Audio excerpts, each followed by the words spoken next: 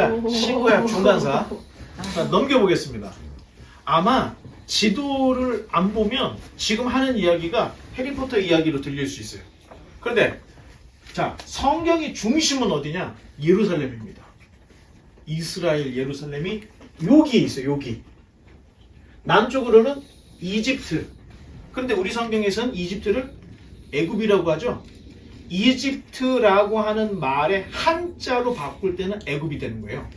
그걸 우리가 그냥 한글 성경에서는 애굽이라고 차용을 해서 쓰기 때문에 일반 역사에서는 이집트라고 하지만 우리는 애굽이라고 부르는 거예요. 그리고 오른쪽에 보면은 이라크라고 있죠.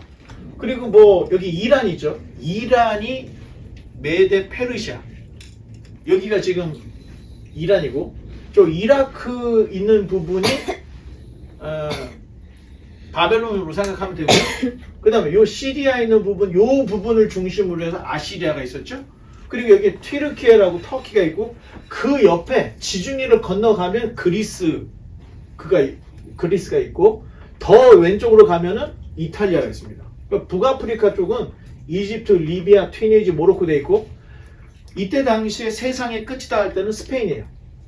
여기 있는 사람들 세계관에서는 해가 지는 곳 스페인이 세상의 끝으로 알고 있던 거예요. 그리고 지구가 네모났다고 생각을 해서 스페인 넘어가면은 하고 떨어진다고 생각했던 거예요. 그래서 세상 끝이라고 생각들을 했던 거예요. 자, 이런 세계관을 어느 정도는 알고 있어야 뭐 성경에는 갑자기 뭐 카자흐스탄, 핀란드 이런 얘기는 안 나와요. 예루살렘을 중심으로 북왕국, 남왕국 그 다음에 그 주변에 있는 나라들 이야기를 하면서 얘기하기 때문에 요 정도만 알고 있으면 지금 여기가 홍해죠. 여기가. 그리고 여기가 사우디아라비아, 예멘, 오만. 지금 전쟁이 일어나는 게 이란하고 여기 지금 이스라엘이 지금 미사일을 왔다 갔다 하면서 지금 전쟁을 벌이고 있는 곳이죠. 자, 이런 것들을 좀 어느 정도 알면 이게 지금 지구상에 벌어졌던 역사의 이야기구나. 자, 지도를 보면 우리가 좀 알 수가 있는데 자, 넘겨보면 우리가 제국이라고 할 때에는 아시리아 때부터를 제국이라고 불러요. 그러니까 아시리아의 땅은 요 북아프리카의 이집트부터 해가지고 이만큼의 땅을 차지했던 거예요. 500년 넘게. 엄청나게 긴 거예요. 지금 미국도 300년밖에 안 된 거예요. 500년 동안 제국을 다스렸다. 이거 엄청난 일입니다. 버튼 또 하나 눌러보면 그것을 이기는데 아수르를 바벨론 혼자는 이길 수가 없는 거야. 그러니까 메대와 연합을 해서 바벨론을 넘어뜨려요. 그래서 바벨론 제국을 갖게 됩니다. 자, 또 버튼 눌러보면 자, 그러다가 페르시아가 되는데 페르시아는 메데 파사라고 되어 있어요. 성경에는. 메데는 메디아 국가, 바사는 페르시아를 얘기해요. 자, 공통점이 지난 시간에도 얘기했죠. 메데라고 하는 나라가 되게 독특한 나라예요. 산악지방에 있는 나라인데 메데가 바벨론을 도와서 아수르를 무너뜨렸죠. 메데가 바사와 연합이 되면서 바벨론이 무너진 거예요. 자, 그럼 메데라는 나라가 굉장히 중요한데 그게 오늘날에 메데 페르시아가 이란이에요. 아리안족, 자기네들을 굉장히 귀족이라고 생각해요. 그런데 영국 사람들이 그 인도나 이런 쪽을 그 식민지를 할 때 자기네들을 아리안족이라고 불렀던 거예요. 이게 역사 왜곡이라는 겁니다. 원래 이란이 아리안족이에요. 그런데 역사 왜곡을 해서 아리안족이 침범한 걸로 역사 왜곡을 한 거예요. 그래서 지금 우리나라에도 그 독도하고 뭐 한국하고 관계에 있을 때 이런 것들은 뭐 사실 한국 사람들이 건너가서 그 문명이 더 발전을 했던 걸로 우리는 알고 있는데 일본 사람들은 전혀 아니죠. 다르게 생각해요. 역사 왜곡. 그래서 역사를 볼 때는 무조건 역사학자들이 이야기하는 걸 다 믿을 수는 없는 거야. 자기 편에서 얘기를 하니까. 자, 이런 것들을 우리가 알면 그래서 이제 페르시아가 엄청 큰 나라가 됐는데 그 여기서부터 여기까지를 127도라고 얘기해요. 나누기에 127개로 나눴다는 거예요. 자, 이런 이야기가 그 페르시아 이야기 나오는데 사실 역사상 제국이라고 할 때는 페르시아 때부터가 진정한 제국이에요. 그 전까지는 큰 나라였던 거였고 진짜 제국이다 할 때는 이 정도는 돼야 제국이라고 할 수 있는 거예요. 또 하나 버튼 눌러보면 그리스가 이쪽에는 그리스가 아예 페르시아를 넘어온 거예요. 그래서 옛 페르시아 제국에다가 더 넓혀서 알렉산더를 우리가 대왕이라고 그러죠. 알렉산더가 헬레니즘 문화를 가지고 와서 아예 그냥 이쪽 전체를 다 그리스 나라로 바꿔버립니다. 자, 이런 이야기들이 지금 성경에 있는 건데, 버튼 하나 눌러보면, 그러면 그 다음은 어떻게 되냐? 로마 제국이 다 쓸어버려요. 그럼 로마 안에 모든 게 들어가서 길은 로마로 통하다 할 정도로 로마가 거의 지중해를 중심으로 거의 모든 나라들 석권했던 게 로마였던 거예요. 자, 또 버튼 하나 눌러보면, 자, 이게 페르시아를 세웠던 고레스입니다. 자, 이게 지금 우리가 인터넷에 찾을 수 있는 고레스의 상상도예요. 또 한번 버튼 눌러보면 그 아들 캄비세스 2세. 또 한번 버튼을 눌러보면, 자, 요게 다리우스입니다. 다리우스의 업적은 일단 무너졌던 예루살렘 성전을 재건하게 도와주는 거예요. 그래서 다리우스가 왕좌에 앉은 후 6년 후에 성전이 만들어져요. 다시 재건이 돼요. 그때를 몇 년이라고 했죠? 516. 그때 성전이 만들어져요. 그리고 다리우스 7년째 누가 귀향을 하죠? 에스라가 성전을 만들어 놓고 어떻게 할 바를 모르니까 에스라가 와서 율법대로 예배 드리는 것을 시작을 해요. 이게 다 다리우스 때 일어났던 거예요. 그리고 이 다리우스는 얼마나 대단한 사람이냐면 리디아의 수도 사르디스라고 하거든요. 거기서부터 이 엘람 수사까지, 그러니까 이 페르시아의 어떤 수도였던 엘람 수사까지 검은색 대리석으로 길을 만들었어. 고속도로를 만들었어. 이게 최초예요. 보통 사람이에요. 그래서 나중에 이 페르시아, 그리스, 로마로 갈 때 로마가 이렇게 보니까 길이 너무 좋은 거야. 이거를 다 통일시켜서 연결시켜서 모든 길을 로마로 통하게 만들어 놓고 세계를 다 석권했던 거예요. 길을 통해서. 자, 이런 길들이 이 다리우스 때 시작이 됐다. 이런 걸 우리가 보면 되고, 이때 중앙정부에서 모든 나라를 다스릴 수 있는 시스템이 됐던 거예요. 그래서 우체국 제도도 다 이때. 왕이 무엇인가를 딱 명령을 내리면 일제히 127도로 쫙 왕의 조서가 가게끔 길이 닦여져 있고, 자, 이런 우체국 제도가 다리우스 때 만들어진 거예요. 그러니까 다리우스 대왕이라고 이름도 붙여요. 워낙에 뛰어났기 때문에. 페르시아의 역사를 바꿨고 세계 역사를 바꾼 인물이에요. 자, 또 넘겨보면 이 다리우스가 여기 있죠. 다리우스가 누구하고 결혼하냐면 고레스의 딸과 결혼해요. 자, 이제 조금 정리를 해보자면 고레스의 아들 캄비세스 아들 푸슈도 스메리디스, 요거는 가짜라 그랬죠. 요때 요 가짜를 제거하는 일을 일곱 모사가 했던 거예요. 그리고 일곱 모사가 이 캄비세스 다음으로 누가 나라를 다스릴까 하다가 새 왕을 뽑는 것보다 일곱 모사 중에 한 명을 뽑는 게 낫겠다 해서 뽑힌 게 다리우스였던 거예요. 그런데 이 다리우스는 왕의 적통이 아니에요. 이 사람은 일곱 모사 중에 한 명이기 때문에 이 사람이 왕이 돼서 왕권을 강화시키기 위해서 고레스의 딸이었던 아토스하고 결혼을 합니다. 자, 그러니까 왕권이 훨씬 더 견고해지는 거예요. 왜? 고레스의 딸과 결혼했기 때문에. 이렇게 이 역사들은 이렇게 흘러가고 있다는 걸 알고 있어야 돼요. 그런데 문제는 이 다리우스가 하루는 사냥을 갔다가 말에서 떨어졌네. 그러니까 다리를 다친 거야. 그래서 페르시아에 있는 모든 의사들을 다 불러다가 고치라고 했는데 다 못 고치는 거야. 그런데 놀랍게 그리스 노예 출신이었던 의사 하나가 왔는데 그 의사가 다리우스의 다리를 깨끗이 고쳐버린 거야. 자, 그러면 이 의사에게 어떻게 되겠습니까? 엄청난 상을 줬어요. 그리고 네 소원이 무엇이냐 하고 물어본 거야. 자, 재밌는 게 이 의사는 그리스 노예 출신이라는 거예요. 지금은 의사는 어때요? 의사, 변호사에서 굉장히 지위가 높죠. 그때 당시에 의사는 노예 중에서 주인이 자기 건강을 위해서 학교를 보내. 그래서 의사를 만들어내요. 그래서 그때 당시 의사들은 노예 출신들이 많았다는 거예요. 그래서 신약 성경을 썼던 의원 누가라고 돼 있죠. 누가복음과 사도행전을 쓴 분이 누가인데 성경에 의원 누가라고 써 있어요.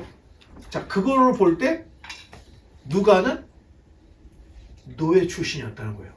그러다가 자유를 얻은 걸로 우리가 추측을 합니다. 자, 그런데 이 그리스 노예 출신 주치의가 소원을 말하라 보니까 고향 가고 싶어요. 그리스 가고 싶다 그러는 거야. 그러니까 다리우스는 페르시아에 있는 모든 의사들도 자기 다리를 못 고쳤는데 이 그리스 노예가 고쳤기 때문에 얼마든지 원하는 걸 다 주는데 자기를 떠나는 걸 원치 않았던 거예요. 그러니까 이 노예가 향수병에 걸려가지고 어떻게든 고국 그리스로 가고 싶은 거예요. 그래서 아토사에게 얘기를 합니다. 여왕이시여, 정말 아름답습니다. 그런데 여왕님, 그거 아십니까? 그리스에 가면 여왕님을 3배나 예쁘게 해줄 향수가 있습니다.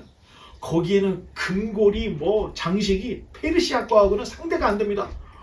막 이런 얘기를 하는 거예요. 그리고 이 왕에게, 다리우스 왕에게 당신이 진정한 제국의 왕이라면 그리스까지 먹어야 진정한 왕이 됩니다. 계속 불을 붙이는 거예요. 자, 그랬더니 아토사가 다리우스에 엄청 바가지를 긁겠죠. 그리스 안 가고 뭐하냐, 그리스 안 가고 뭐하냐. 여러분, 놀라운 게 한 노예의 향수병이 페르시아로 하여금 그리스 원정을 가게 했던 거예요. 이게 팩트가 아닐 수도 있지만 지금 전에 내려오는 그 역사로는 여기까지 우리가 지금 이야기합니다. 자, 하나 더 넘겨보면, 자, 이 지금 다리우스 입장에서는 바다를 건너서 그리스를 갈 수가 있어. 그런데 이 나라 사람들은 해상민족이 아니야. 그러다 보니까 바다를 건너기보다는 육로로 스키티아를 가서 트리아키아를 가서 그리스로 가면 되겠다고 이렇게 계획을 세운 거예요. 그래서 페르시아 다리우스가 이 그리스 페르시아 최초의 전쟁을 스키티아 전쟁으로 시작하는 거예요. 북쪽으로 올라가서 스키티아를 치고 트라키아로 지나가서 그리스를 점령할 계획을 세우고 올라갔습니다. 그런데 이 스키티아 전쟁이 어떻게 됐죠? 전쟁이 너무 흐지부지한 전쟁으로 끝나버린 거야. 아마 세계 역사상 가장 시시한 전쟁이 이 스키티아 전쟁이었던 거예요. 왜냐? 아니, 스키티아 사람들이 이 페르시아 사람들이 올라오면 맞서서 싸워야 되는데, 야야, 짐 싸. 짐 다 싸고 곡식에 불 질러놓고 우물 막아놓고 가버리는 거예요. 그러니까 페르시아가 우와 하고 왔다가 뭐냐? 아무도 없어. 어디 갔어? 저리로 도망간 것 같은데. 쫓아가자. 계속 가는 데마다 스키티아 사람들은 곡식에 불을 질러서 곡식을 못 갖게 하고 우물을 계속 막아보면서 계속 북쪽으로 올라가는 거야. 그러니까 다리우스가 쫓고 가다가 보니까 병사들이 지치기 시작하는 거야. 왜냐면 곡식을 얻을 수가 없는데 가지고 온 곡식은 바닥에 나가고 있고 너무 어려운 거야. 막 질병도 돌고 막 힘에 막 빠져. 그래서 결국 어떻게 했어요? 야, 돌아가자. 스키티아 전쟁이 이렇게 끝나요. 중국의 병법 중에 36개라는 병법이 있어요. 36개가 뭐냐면 6개 상황에 6개씩 대처하는 거예요. 그래서 36개. 그래서 36개인데 이 36개 최고가 뭐예요? 주랭랑입니다. 가장 좋은 방법은 전쟁을 하지 않는 거라는 거예요. 전쟁을 피해서 서로에게 피해를 주지 않고 끝나는 게 제일 좋은 거다. 스키티아 사람들이 이걸 신청했던 거예요. 그래서 전쟁도 한번 전쟁 같은 전쟁 없이 스키티아 전쟁이 끝나요. 그리고 다리우스가 돌아옵니다. 근데 문제는 병사들의 절반 이상이 다 죽은 거예요. 못 먹고 질병으로 다 죽어. 그러니까 무기들은 어떻게 했겠어요? 무거운 무기일수록 다 버리고 와. 겨우 목숨만 부지해서 돌아온 거예요. 자, 문제는 전쟁은 돈입니다. 전쟁에 해서 저쪽을 쓰러뜨리고 노획을 해갖고 와야 전쟁 배상금도 받을 수 있고 그걸로 보상도 주고 뭐가 되는 거잖아. 근데 전쟁에 나갔는데 전쟁도 못하고 절반 이상의 병사가 죽고 돌아오니까 빚더미 앉은 거예요, 왕이. 그런데 문제는 이 아토사가 가만두는 게 아니에요. 아니, 이 사람아, 남자가 칼을 한번 뺐으면 무라도 잘라야지. 그러고 그냥 돌아와? 안 돼! 다시 가야 돼! 계속 옆에서 아토사가 바가지를 긁고, 자, 그냥 왕이 위신이 안 쓰는 거예요. 그래서 좋다. 이번에는 스키티아로 가지 말고 배를 타고 건너가자. 자, 그렇게 계획을 세우고 이제 다리우스가 마케도냐로 배를 타고 진격을 해 들어갑니다. 자, 버튼을 또 한번 눌러볼까요? 자, 배를 타고 와서 사신을 하나를 딱 보내요. 스파르타에게. 그러면서 너희 물과 흙을 바쳐라. 그러는 거야. 그랬더니 이 스파르타 사람들이 뭔 소리요? 하면서 버튼 한번 딱 누르면 사신을 우물에다 집어 던져버려요. 죽여버려요. 자, 사신을 죽였다 할 때는 전쟁의 선쟁 포구가 돼버린 거야. 이거는 이제 피할 수 없는 전쟁이 돼요. 피할 수 없는 전쟁. 자, 버튼 한번 더 눌러보면 그래서 이 페르시아의 배들이 마라톤 만에 배들을 정박을 합니다. 그리고 군대들이 자, 짐 싸서 이제 내려가서 전쟁 준비하자고 내려오는데 갑자기 이 아테네의 밀키아데스라는 장군이 갑자기 기습 공격을 하는 거예요. 참 재밌는 게, 자, 페르시아 사람들의 주 무기가 뭘까요? 화살. 그러면 이 그리스 사람들의 주된 무기가 뭘까요? 긴 창이었어요. 이 사람들은 전쟁을 하면 팔랑크스라고 두더지, 아니 저기 뭐지? 고슴도치처럼 창을 쫙 세워놓는 거예요. 접근을 못하게. 그리고 으쌰 하면서 들어가서 다 부셔버리니까 그리스의 팔랑크스가 엄청 무서웠습니다.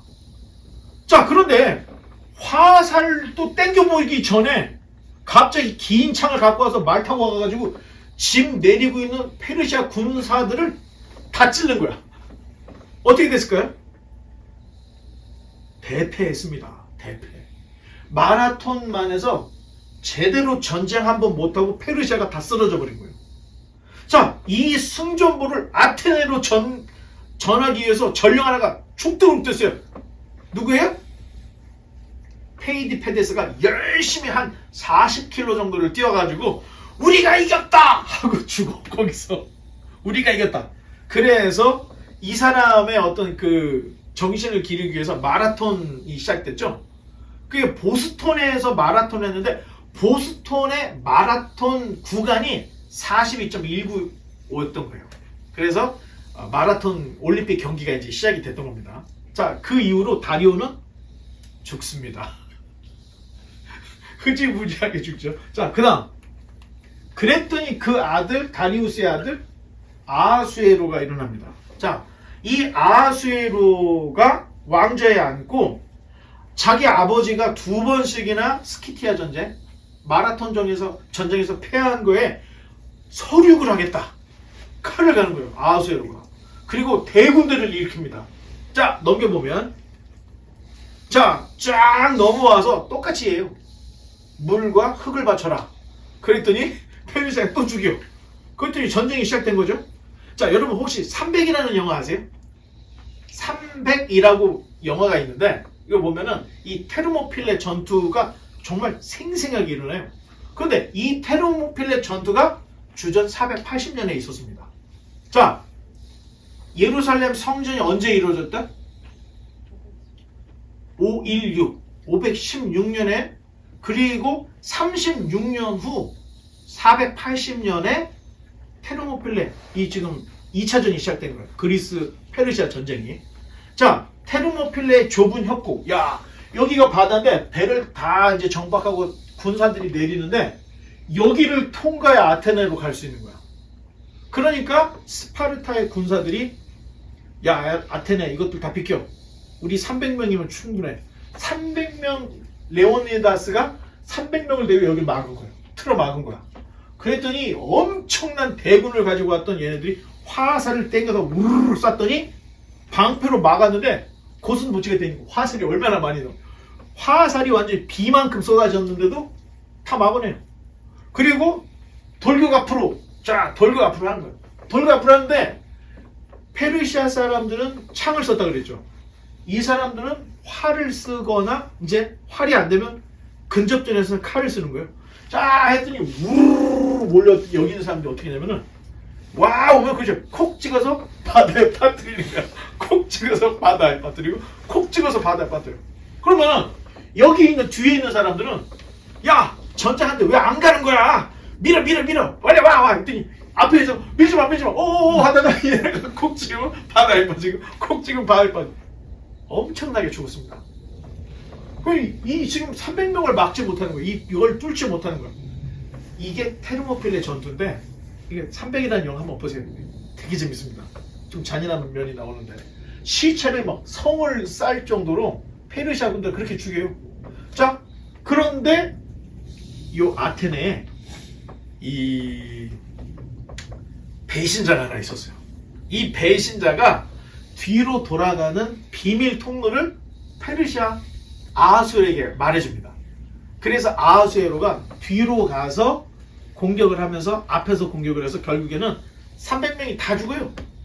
싹 다 죽어. 그래 대신 다 죽을 때 여기에서 다 죽으면 우리 역사가 없어지니까 여기서 몇 명을 살려보내. 너희들이 아테네로 가라. 그래서 몇 명만 살아남고 나머지는 여기서 레오니다스까지 다 죽어 여기서. 자, 이런 일이 이제 거기서 벌어지고 지금도 여기에 가보면은 테르모필레에 비석이 서 있어요. 그게 뭐라고 써 있냐? 스파르타 사람들이여 우리는 조국을 위해서 장렬하게 싸우다가 여기에 잠들었다. 그게 있습니다. 지금도. 자, 또 넘겨보면 자, 일단은 이게 아까 그거예요. 콕 찍어서 바다에 빠뜨리고 콕 찍어서 바다에 빠뜨렸던 그 그림. 자, 또 넘겨보면 자, 그런데 페르시아가 함대로 왔잖아요. 자, 이미 테르모필레는 이제 어떻게든 꺾었어. 그리고 이제 그리스 본토로 들어가려고 쫙 나오는데 사실 아까도 얘기했죠. 페르시아 사람들은 해양민족이 아니에요. 근데 그리스 사람들은 해협이 많기 때문에 배를 잘 타. 빠르고. 자, 그런데 이번에는 테르모필레가 아니고 살라미스 섬 근처에 있는 살라미스 해협에서 살라미스 전쟁이 일어나는데 이게 바로 302 제국의 부활이라고 하는 또 영화가 이게 속편이 나와 있어요. 그래서 테르모필레 전투도 나와 있고 살라미스 해전도 다 나와 있어요. 그래서 한 번씩 영화를 보면 지금 우리가 함께 나눴던 이야기들을 잘 듣고 영화를 보면 아마 굉장히 재밌게 더 볼 수가 있을 겁니다. 자, 그러면 페르시아 사람들은 겨우 300명 때문에 엄청나게 병력을 잃어버린 거야. 그러니까 이게 지금 승리의 목이 말라 있는 사람들이에요. 그런데 딱 와서 보니까 그리스의 전함 몇 대가 알랑거리는 거야. 그러니까 공격해. 그래서 공격했더니 얘네들이 막 도망가. 막 도망가니까 얼쑤 잘 됐다. 이번에 서륙전 하자. 자, 돌격 앞으로 해가지고 배들이 이 살라미스 쪽으로 막 올라가는 거예요. 이 배들은 이걸로 막 하고. 자, 그러면 여기가 어떻게 돼요? 점점 좁아지죠. 점점 좁아질 때 그리스 배 하나가 닻을 내려버리는 거야. 그러니까 따라오던 배들이 오 하다가 앞에 배가 서 있으니까 오 피해 하다가 옆으로 끼고 하다가 그 배들 이렇게 되니까 끼고 해가지고 여기에 완전히 다 끼어버린 거예요. 끼었어. 그때 그리스 함대에서 불화살을 쏴서 불바다를 만들었는데 이때 엄청난 태풍이 불었던 거야. 그 태풍 때문에 불이 막 옆으로 막 퍼져가지고 배들이 다 불이 난 거야. 마치 꼭 노량해전을 보는 것 같죠? 그게 노량해전만 있는 게 아니라 그래서 이 지금 살라미스 해전이 세계 3대 해전의 하나에 들어가요. 그래서 몇 안 되는 그리스 함대가 페르시아의 대함대를 그냥 다. 근데 태풍이 불었다고 그랬죠? 이 태풍 때문에 그리스 배들도 깨지고 페르시아 배도 다 깨진 거야. 그래서 이 둘이 어떻게 생각했냐면 우리가 졌나 보다. 속으로 그렇게 생각을 하고 아침에 일어나서 눈을 떠보니까 페르시아 배들은 다 부서지고 그리스 배는 살아남은 게 있는 거야. 그리고 결국에는 그리스 함대가 이겨요. 그래서 살라미스 해전에 이런 일이 딱 벌어지는 겁니다. 자, 그래서 아하수에로는 서륙을 했습니까? 못했습니까? 못했죠? 아하수에로도 이 화병으로 또 죽어요. 죽어. 자, 그리고 나서 그 아들 아닥사스다. 자, 버튼 눌러보면 이게 이제 그 살라미스 해전 넘겨보면 자, 아닥사스다. 다리우스가 아니고 참 아닥사스다가 롱기마노스였어요. 팔이 길었다. 이 별명이 이 아닥사스다 1세의 벌 롱기마노스라고. 자, 여기에 이제 붙은 거 여러분들이 좀 잘 다시 정리를 좀 하시고. 자, 또 한 번 넘겨보겠습니다. 그러다가 이제는 세상이 바뀌어요. 자, 우리가 보통은 서양 문화가 우월하고 서양 문화에서 동양 문화로 뭔가가 전수됐다. 자, 이렇게들 생각하죠. 그런데 페르시아 제국 때까지만 해도 서양은 동양의 속주국들이었어요. 속주국. 지배를 받았다고. 그러다가 알렉산더의 동방 원정이 성공하면서 상황이 바뀌어요. 그러면서 알렉산더가 했던 거면 동양 문화와 서양 문화를 합친 헬레니즘이라고 하는 특별한 문화를 만들어요. 자, 그러니까 동양 사람들도 젖어가고 서양 사람들도 쉽게 젖어갈 수 있는 공통의 것을 헬레니즘이라고 하는 문화를 만드는 거예요. 그래서 그리스의 이 알렉산더는 헬라 문화의 전도자였던 거예요. 항상 자기들이 학자들을 데리고 다니면서 역사를 쓰게 했고 학자들과 함께 토론을 하면서 좋은 헬레니즘 문화를 어떻게 하면 이 나라에 심을까 이걸 연구했던 사람이에요. 그러니까 전쟁에서 땅만 넓힌 게 아니에요. 문화 침탈까지 했던 사람이라는 거예요. 그 이후로 알렉산더 이후 헬레니즘 이후로 동서양의 격차가 바뀌어진 겁니다. 마치 서양이 우월하고 동양이 저급한 것처럼 아예 역사가 다 바뀌어버려요. 이때부터. 자, 이제 이런 것들을 좀 우리가 알 수 있는데, 자, 넘겨보면, 자, 이게 알렉산더 그 왕의 그 이제 지금 몇 안 되는 그림 중에 하나예요. 자, 페르시아가 기울어질 때 마케도니아에 필리포스라는 사람이 일어납니다. 그런데 이 필리포스는 어떤 사람이냐면 마케도니아의 조카의 왕위를 찬탈해요, 자기가. 그러니까 조카를 죽이고 자기가 왕이 됐던 거예요. 어떻게 생각하면 되게 못된 사람인 것 같은데 또 다른 면으로 보면 굉장히 능력자였다는 거예요. 필리포스가 왕이 된 이후로 마케도니아를 완전히 다 바꿔놓습니다. 자, 필리포스라고 하는 말은 그 이름은 필리포스, 말을 사랑하는 사람 이런 뜻이 담겨져 있어요. 말을 사랑하는 말, 홀스를. 자, 신약의 빌립보 교회 있죠. 빌립보가 필리포스가 세운 도시입니다. 빌립보가. 자, 그러면서 마케도니아의 수도가 빌립보였던 거예요. 그러니까 빌립보 교회가 마케도니아의 첫 성이라고 성경에 나와 있어요. 그게 다 역사적인 사실을 근거로 성경에 기록이 되어 있다는 거죠. 자, 그런데 필리포스에게 아들이 하나 있었는데 그 아들이 알렉산더였던 겁니다. 자, 알렉산더는 어렸을 때부터 굉장히 호전적인 사람이었어요. 그래서 하루는 필리포스가 전쟁을 해가지고 땅을 다 차지하고 전리품을 가지고 딱 들어오는데 다들 신하들이 나오고 백성들이 나와서 필리포스를 맞이해 주는데 아니 자기 눈에 있어야 될 사람이 안 보이는 거야. 알렉산더가 없는 거야. 그래서 화가 나서 야 알렉산더 어디 갔어? 그랬더니 찾아보겠습니다. 막 찾아. 아 찾았습니다. 어디 있어? 헛간에 있습니다. 갔더니 거기서 알렉산더가 막 울고 있는 거야. 그러니까 필리포스가 가서 야 니네 아버지가 가서 지금 땅 차지하고 전리품 가지고 와서 환영을 했는데 아들놈이 여기 앉아서 왜 여기서 울고 있어? 그랬더니 알렉산더가 막 울면서 이런 식으로 아버지가 땅을 다 차지하면 나는 무슨 땅을 차지합니까? 하면서 애가 가슴을 치며 통곡을 하고 있었던 거예요. 그러니까 필리포스가 야 역시 너는 강아지 새끼가 아니야. 사자는 사자를 낳는 법이야. 뭐 이런 재밌는 이야기들이 자, 역사에 있습니다. 자, 결국에는 필리포스가 조카를 죽이고 왕권을 찬탈했다 그랬죠. 그런데 이 필리포스의 정적들이 필리포스를 독살을 하는 거야. 독약을 먹고 죽게 되는 거야. 그래서 암살을 당해요. 그래서 알렉산더가 20세에 아버지 필리포스를 이어서 왕권을 차지하게 됩니다. 자, 지금까지 이 알렉산더가 왕이 된 이후로 지금까지 마케도니아의 정책이 다 바뀌어요. 자, 그 전까지는 페르시아가 공격해 오면 막아내는 거예요. 자, 그게 다 스키티아 전쟁도 그거였고, 마라톤 전쟁도, 테르모필레 전쟁도, 살라미스 전쟁도 다 페르시아에서 전쟁을 걸어오면은 얘네들은 어떻게든 막는 걸로만 때웠던 거예요.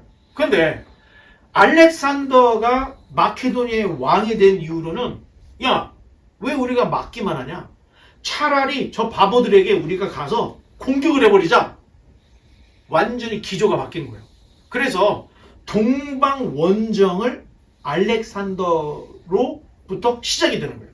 자, 알렉산더의 동방원정이 시작이 됐는데 참 묘해요. 뭐 엄청난 군사력으로 막 전쟁을 해서 먹은 게 아니야. 알렉산더가 갔더니 페르시아 촉국이었던 나라들이 성문을 다 열어주는 거야. 그리고 알렉산더에게 태양신의 아들이라고 칭호를 붙여줘. 다 문을 열어줘. 왜 그러냐?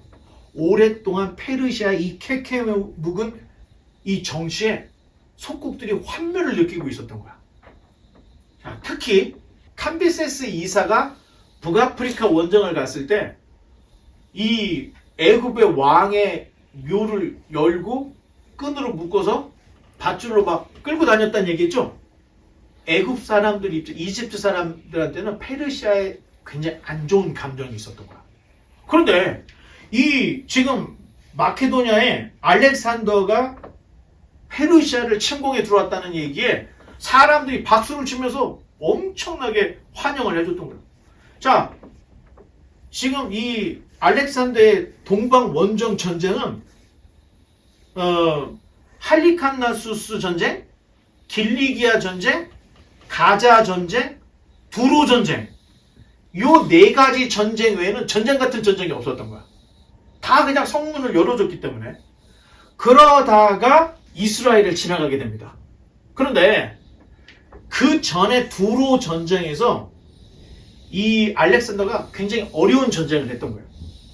그래서 완전히 사람이 이 막 흥분을 돼 있는 상태인데, 아니 흥분돼 있는 상태에서 남쪽으로 내려오다 보니까 예루살렘을 지나가게 되는 거야. 근데 예루살렘을 지나가는데 지금 다들 그 장군들이 생각할 때 이제 예루살렘이 끝장났구나 이렇게 생각을 했던 거예요.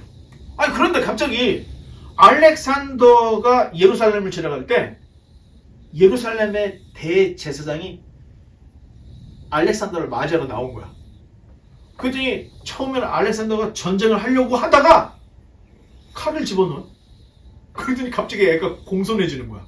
그러더니 고개를 숙여. 그랬더니 그때 당시에 대제사장이 요세푸스에는 야뚜아라고 하는 대제사장이었는데 알렉산더를 성전으로 모시는 거야. 그리고 알렉산더를 위해서 제사를 드려주는 거예요. 그래서 알렉산더가 그 제사를 다 하고 경건한 마음으로 오면서 뭐라고 했냐면 병사들에게 예루살렘과 이스라엘은 손도 대지 말라고, 겁탈도 하지 말고 약탈도 하지 말고 수탈도 하지 말고 아무것도 하지 말고 지나가. 그랬더니 그 휘하에 있던 장군 하나가 왜 그래요? 그랬더니 뭐라고 하냐면 알렉산더가 동방 원정을 떠날 때 꿈을 꿨다는 거야. 근데 꿈을 꿨는데 어떤 흰옷 입은 사람이 자기를 나와가지고 뭐를 주더라는 거야. 그래서 이게 무슨 꿈이지 했는데 마침 예루살렘의 대제사장을 봤을 때 그 꿈에서 봤던 그 사람이었다는 거야. 그래서 칼을 쓰지 않고 조용히 내려와서 경건하게 하나님 앞에 예배드리고 알렉산더 그냥 지나갔다는 거야, 예루살렘. 그래서 예루살렘은 이때 당시 알렉산더에게 조금도 피해를 당하지 않고 알렉산더가 그냥 스쳐 지나갑니다. 자, 스쳐 지나간 알렉산더가 어디까지 가냐? 이집트까지 갑니다. 이집트에 갔더니 이집트 사람들이 열렬히 환영을 해주는 거예요. 캄비세스 2세가 막 무덤했던 그렇게 해서 페르시아의 이 적대적이었던 사람들이 헬라의 알렉산더를 신의 아들로 받아주는 거예요. 그래서 여러분 그 지도에 보면은 알렉산더의 이름을 딴 알렉산드리아라고 하는 도시들이 몇 개 있어요. 이게 다 뭐냐? 알렉산더에게 헌납하는 도시다. 이런 뜻이 담겨져 있어요. 그래서 세계에 엄청 유명했던 도서관을 갖고 있었던 이 알렉산드리아가 알렉산더에게 헌정된 도시예요. 이 정도. 자, 이런 식으로 알렉산더는 가는 곳마다 열렬한 환영을 받고 성문을 열어주는 바람에 11년 만에 페르시아의 모든 땅을 다 접수했던 거예요. 11년 만에. 이게 굉장히 빠른 시간이에요. 11년 만에 127도가 됐던 페르시아를 다 접수하고 더 넓은 땅을 차지한 거예요. 그 끝까지 어디까지 갔느냐? 동쪽으로 하다가 인도의 겐지스 강까지 간 거야. 자, 겐지스 강까지 가서 거기서 알렉산더가 무릎을 꿇고 통곡을 하는 거예요. 자, 아버지가 전쟁을 하고 돌아올 때 막 통곡했다 그러죠. 아버지가 이런 식으로 땅 다 차지하면 나는 무슨 땅을 차지하고 울었던 뭐 그거. 아니 겐지스 강에서 갑자기 알렉산더가 탁 내려더니 무릎을 꿇더니 막 우는 거야. 그래서 휘하의 장군들이 왜 이러십니까 장군이 그랬더니 야 이제는 더 이상 차지할 땅이 없구나 하면서 울더라는 거예요. 그러니까 백성들이 장군들이 자 이제 돌아갑시다. 안 돌아가. 얼마나 약탈을 많이 하고 땅을 차지했는지 사원이나 국가에서 빼앗은 금을 옮기지 못할 정도로 많이 갖고 있는 거야. 그런데도 안 가는 거야. 자, 그러다가 결국에는 열병으로 죽었다는 사람이 있고요. 독살을 당했다 하는 두 가지 이론이 있습니다. 팽팽합니다. 보통은 우리가 알렉산더가 젊은 나이에 찬물로 목욕하다가 열병에 걸려 죽었다 이렇게 알고 있는데 또 한편으로는 돌아가자고 해도 안 돌아가. 11년 동안 전쟁을 하는 거야. 그러니까 장군 중에 하나가 이 사람은 죽어야 돌아가겠구나 생각해서 약을 넣어서 독살을 했다. 이런 이야기가 나와요. 근데 또 설득력이 있습니다. 엄청난 금은 보화를 다 약탈을 했는데 이걸 가져갈 수 없을 정도로 많이 갖고 있는 거예요. 그래서 결국에는 죽게 됐던 겁니다. 자, 그러니까 알렉산더 대왕이 딱 죽으니까 알렉산더 휘하에 있던 4인방이 있어요. 그 4인방이 헬라를 4분할합니다. 자, 넘겨볼까요? 4분할을 해요. 처음에는 카산더, 리시마커스, 그 다음에 안토고노스, 톨레미 이렇게 4개로 탁 나눠가지고 이쪽은 시리아, 이쪽 마케도니아, 이쪽은 이집트 이렇게 해서 4분할이 딱 된 거예요. 자, 근데 문제는 요 카산더가 알렉산더의 배다른 동생 이 데살로니가라고 하는 여인하고 결혼을 했던 거예요. 그리고 수도가 사실은 그때가 빌립보였는데 데살로니가라고 하는 도시를 만들어서 데살로니가를 수도로 삼아요. 이때 당시에. 자, 성경에 데살로니가 전서 후서 있죠? 데살로니가의 역사를 지금 배운 겁니다. 필리포스 배우면서 빌립보의 역사를 배운 거죠? 다 마케도니아예요. 자, 그렇게 하면서 4분할이 됐는데 리시마커스가 카산더를 통폐합을 시켜버립니다. 그래서 세계 구도가 돼버립니다. 세계 구도가. 그런데 이 톨레미가 리시마커스하고 힘을 합쳐가지고 안토고노스를 쳐. 자, 버튼 하나 눌러볼까요? 그때 톨레미가 직접 전쟁을 나가지 않고 셀류쿠스라고 하는 대장군을 세워서 보내요. 셀류쿠스 대장군과 리시마커스가 연합을 해서 여기를 안토고노스를 다 밀어내버렸어요. 그래, 밀어내고 봤더니 이 셀류쿠스가 생각이 바뀐 거야. 아니, 이 피 튀기는 전쟁을 했는데 내가 이 전쟁에서 톨레미한테 이 왕을 줘야 돼? 자기가 그냥 앉아버리고 왕좌에 앉아버린 거야. 그래서 셀류쿠스가 시리아의 왕이 돼버린 거예요. 자, 문제는 자, 요 톨레미하고 셀류쿠스가 150년 전쟁을 벌이게 됩니다. 150년 동안. 자, 전쟁터는 어디예요? 이스라엘 땅에서 전쟁을 하기 시작했던 거예요. 이스라엘을 사이에 놓고 톨레미가 우르르 가서 전쟁하고 셀류쿠스가 우르르 내려와서 전쟁을 150년을 했던 거예요. 자, 우리가 생각할 때는 뭐 그냥 전쟁했나 보다 이렇게 생각할 수 있지만 이 전쟁이 보통 전쟁이 아니에요. 이 셀류쿠스의 진짜 이름이 셀류쿠스 안티오쿠스예요. 이 안티오코스라고 하는 이름이 지금 성경의 안디옥입니다. 그래서 요쯤에 시리아 안디옥이 있고 요쯤에 비시디아 안디옥이 있어요. 안디옥이라는 이름은 이 셀류쿠스 왕조의 이름이에요. 그러니까 도시들을 지금 우리가 신약에 나오는 도시들을 빌립보 배웠죠? 데살로니가 배웠죠? 안디옥 배웠죠? 자, 성경에 나오는 지금 이런 것들은 이 중간사를 하지 않으면은 이 도시가 어딘지 전혀 모르게 된다는 거예요. 자, 그래서 이제 우리가 이제 이런 걸 알아냈는데 이 둘의 전쟁이 150년. 자, 문제는 뭐냐? 전쟁을 갈 때 제일 중요한 게 뭐예요? 전쟁 물자야. 그런데 이게 엄청 무거워. 그러니까 이 사람들이 어떻게, 야, 가면서 저기 여기 가서 그냥 현지 조달해. 다 약탈을 하는 거야. 그리고 전쟁하다가 지면 돌아오면서 화풀이를 이스라엘 땅에다 엄청 하고 돌아가고, 얘네들도 와가지고 여기 있는 거 다 약탈하고 전쟁에서 지면 또 가서 왕창 여기다 화풀이하고 지나가고. 이게 150년 동안 여기에서 전쟁이 있었는데 한 세대도 전쟁 없이 지나간 때가 없는 거예요. 계속 전쟁했던 거예요. 자, 이 150년의 전쟁이 어디에 있냐? 우리가 지금 성경을 볼 때 이 전쟁이 얼마나 약탈을 많이 했는지, 자, 예수님이 감추인 보물 비유를 했죠. 어떤 소작인이라는 것은 자기 땅이 아니야. 내 땅이 없는데 누구 땅을 빌려서 농사를 지은 거야. 농사를 지으면 거기에서 일부를 농장 주인에게 주고 자기가 일부를 갖고 가는 거예요. 이게 소작농인데, 소작농들이 이 땅 주인에게 땅을 빌려서 농사를 지을 때 곡괭이질을 하는데 뭐가 갑자기 탕 하는 거야. 뭐지? 하고 봤더니 박스가 들어있네. 박스를 했더니 거기에 금은 보화가 있는 거야. 이거 예수님 비유예요. 감추인 보화. 그래서 다시 덮어놓고 흙으로 탁 하고 돌아가서 자기가 있는 걸 모든 걸 다 팔아서 그 밭을 샀다는 거야. 왜 그래? 그런 일들이 종종 있었는데 이때 당시에 하도 노략질을 하니까 부자들이 어떻게 돼요? 돈이 있으면 다 뺏기니까 이 돈들을 땅 파고 묻어놓은 거야. 그러니까 소장인들이 농사를 하다가 발견을 해. 이런 일들이 종종 있으니까 랍비들이 어떻게 판결을 했냐면, 만약에 땅을 팠는데 보물이 나왔다? 땅 주인 거라고 판결을 하기 시작한 거야. 그러니까 이 비유에 나오는 이 사람이 자기 걸 다 팔아서 이 밭을 사는 거야. 왜? 그 속에 금은 보화가 있다는 걸 알았기 때문에. 심지어 이런 비유가 다 나올 정도로 이 150년의 기간이 너무 참혹했다는 거예요. 그러면 이 기간이 언제냐?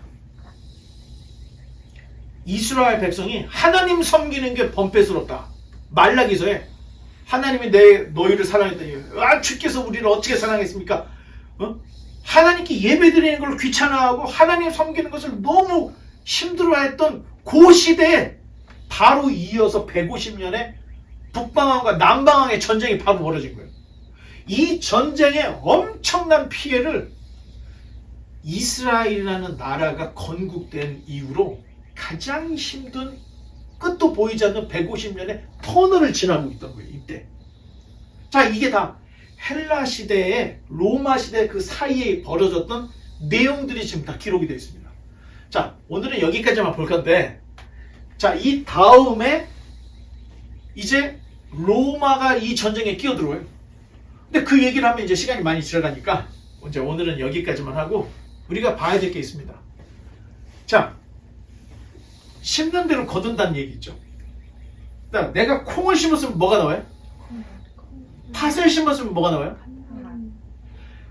악을 심었으면 악한 열매가 나온다는 겁니다. 선하고 의로운 씨를 심으면 반드시 선한 열매가 겹쳐지는 거예요. 여러분도 지금 내가 보니까 밤새서 숙제하고 밤새서 공부하고 일하고, 여러분 그 열매는 반드시 온다는 겁니다.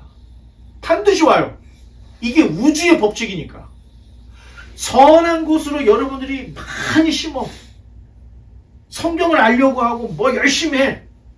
여러분 반드시 하나님께서 갚아주시는 은혜의 열매를 걷게 돼 있다. 성령의 열매를 걷게 돼 있다는 거예요.